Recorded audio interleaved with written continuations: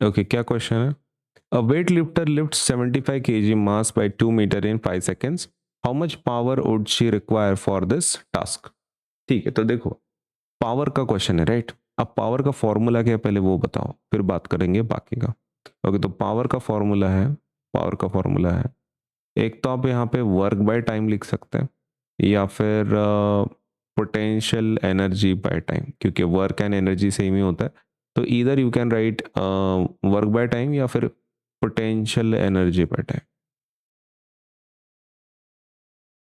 सही है। ओके, तो पहले फॉर्मूला लिख देते हैं। पावर मतलब P, वर्क मतलब W, टाइम मतलब T, आपका पोटेंशियल एनर्जी mgh से बताया जाता है, और ये रहा टाइम। अब यहाँ पे ज़रा ध्यान से देखो, डेटा क्या दिया है वो देख लेते हैं, फिर हम लोग फॉर्मूले को यूज़ करेंगे। तो 75 kg दिया है, राइट? 75 kg क्या है आपका? मास है, राइट? ओके, तो मास इज गिवन कितना? 75 kg, करेक्ट। दूसरा 2 मीटर, 2 मीटर क्या है? द हाइट है ना।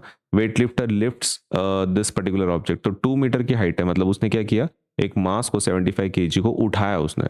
ओके, तो ये 2 मीटर क्या हो गई आपकी? हाइट हो गई। सही है, this is the height, 2 metres. तो 2 मीटर्स। और क्या दिया है? 5 सेकंड। 5 सेकंड मतलब समय होगा, टाइम। तो time is T, which is 5 second. Okay, तो आपके पास m है, h है, t है, राइट? और एक्सेलरेशन ड्यू टू ग्रेविटी वो तो g सबका होता ही है, राइट? वो g अपन 10 पकड़ लेंगे, ठीक। Okay, acceleration due to gravity वो तो क्वेश्चन में दिया नहीं है, लेकिन अर्थ के लिए फिक्स्ड होता है ना, तो आपको याद करना पड़ेगा, एग्जाम में देंगे नहीं वो आपको। Acceleration due to gravity, acceleration due to gravity कौन सा अल्फाबेट से बताते हैं? तो जी से बताता है। और जी का वैल्यू कितना होता है? 10 मीटर पर सेकंड स्क्वायर। अभी यहाँ पे देखो, एम है, एच है, टी है, जी है, ऐसा कौन सा फॉर्मूला है? ये वाला, राइट? mgh/t, ये पक्का यूज कर सकते हैं हम लोग to solve this power problem, क्योंकि वही डेटा आपने को क्या दिया है यहाँ पे। ओके, तो will go for p is equals to mgh/t, correct.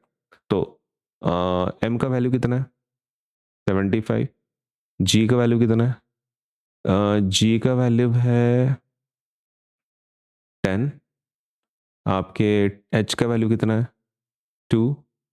और टी का वैल्यू 5 है।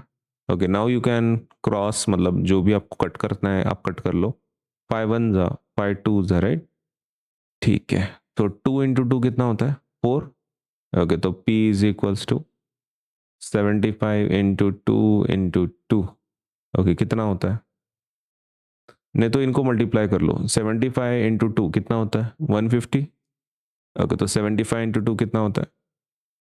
75 × 2 विल बी 150, और फिर से जैसे कि वैसा 2 आपका है ना। ओके, तो एंड 150 × 2 कितना होता है? 150 × 2 300। ओके, तो 300, और यूनिट क्या होता है पावर का? वाट, है ना। वाट बोल सकते हैं या फिर वैट बोल सकते हैं, जो भी आपको अच्छा लगता है। तो दैट इज योर आंसर। अगर आपको स्टेटमेंट के फॉर्म में लिखना है एट द एंड, आप लिख सकते हैं the power required by the weightlifter is 300 watt, है ना, is 300 watt। तो ये आपका आंसर हो गया। फिर ये समझ में आया? फिर आपने गिवन डेटा सपोज लिखा, आपने पावर के फॉर्मूले लिखे पहले, वर्क बाय टाइम या फिर पोटेंशियल एनर्जी बाय टाइम। आप यहाँ पे इसको एनर्जी बाय टाइम भी लिख सकते हैं, ठीक है, depending on the requirement. For example, compulsory नहीं है ना कि हर बार पोटेंशियल एनर्जी हो, काइनेटिक एनर्जी भी तो हो सकती है। सही है। अभी यहाँ पे पोटेंशियल क्यों लिया अपन ने? बिकॉज ये लोग लिफ्ट करने की बात कर रहे थे, मतलब हाइट के ऊपर ऑब्जेक्ट लेके जाना है। मतलब हम वेलोसिटी के साथ डील नहीं कर रहे थे, हम किसके साथ डील कर रहे थे? हाइट के साथ। और हाइट किस में आता है? पोटेंशियल एनर्जी में आता है। इसलिए अपन ने पोटेंशियल एनर्जी को मतलब चूज किया। लेकिन एनर्जी मतलब आप यहाँ पे काइनेटिक एनर्जी को भी रख सकते थे अगर ऑब्जेक्ट की वेलोसिटी दी होती तो। तो ये सिचुएशन है, ठीक। तो ये फॉर्मूला यूज करें mgh/t, और ये आपका आंसर ऐसा निकल जाएगा।